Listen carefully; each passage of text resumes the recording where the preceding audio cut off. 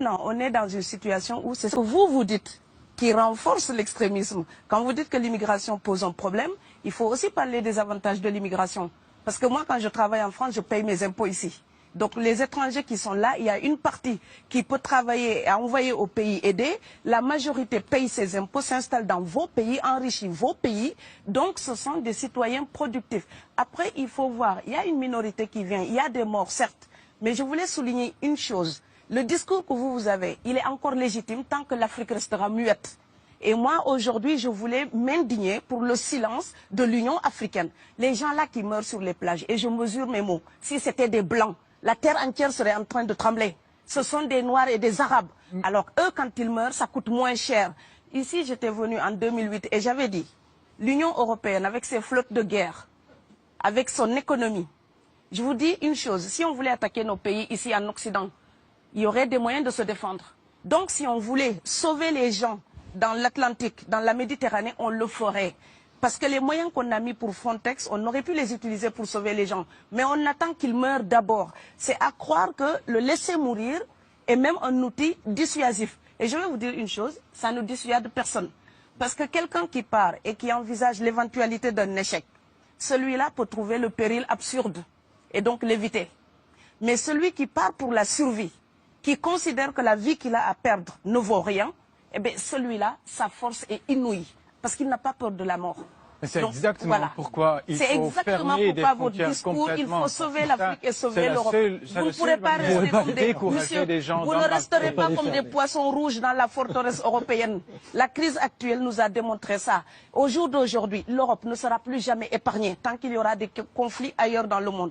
L'Europe ne sera plus jamais opulente tant qu'il y aura des carences ailleurs dans le monde.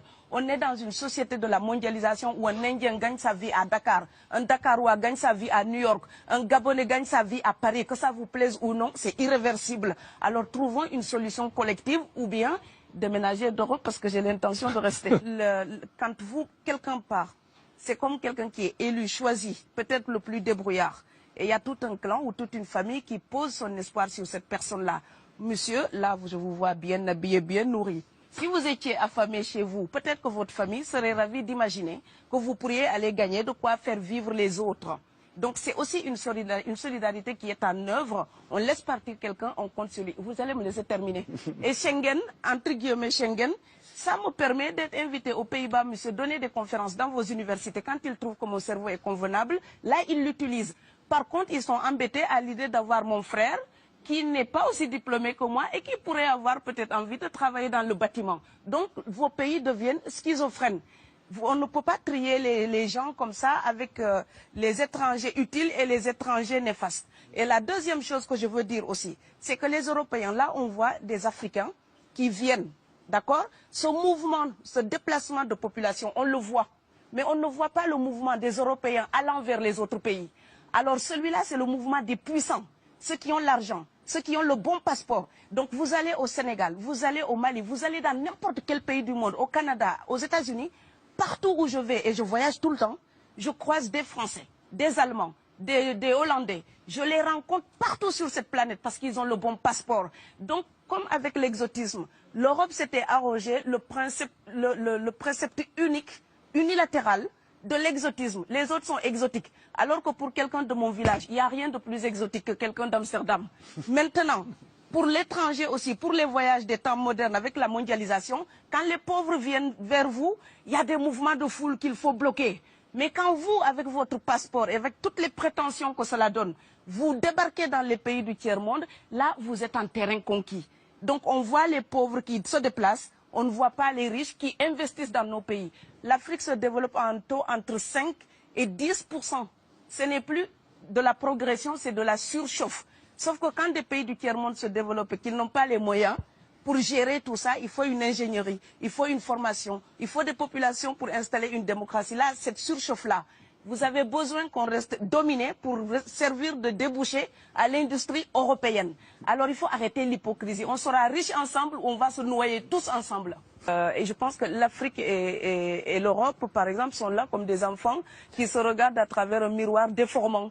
Il serait enfin temps qu'ils se respectent, enfin qu'elles se respectent suffisamment pour que l'Europe arrête de nous envoyer ses déchets industriels pour construire avec nous de véritables industries, pour que l'Europe participe à ce développement et que l'Afrique, 60 ans après les indépendances, arrête de dire c'est la faute des autres. Au bout d'un moment, indépendance, c'est responsabilité. Si nous sommes vraiment indépendants en Afrique, nous sommes aussi responsables de notre destin.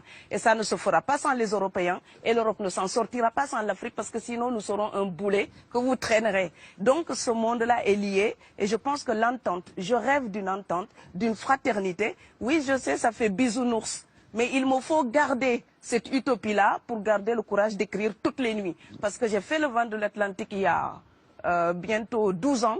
Aujourd'hui, à l'époque, quand je parlais de dizaines de morts dans l'Atlantique, on me disait « tu exagères ». Maintenant qu'on les ramasse par milliers, je suis absolument triste de devoir réaliser tout simplement qu'en tant qu'auteur, je ne fais que répondre à l'injonction de Schiller. La dignité de l'homme est remise entre vos mains, gardez-la.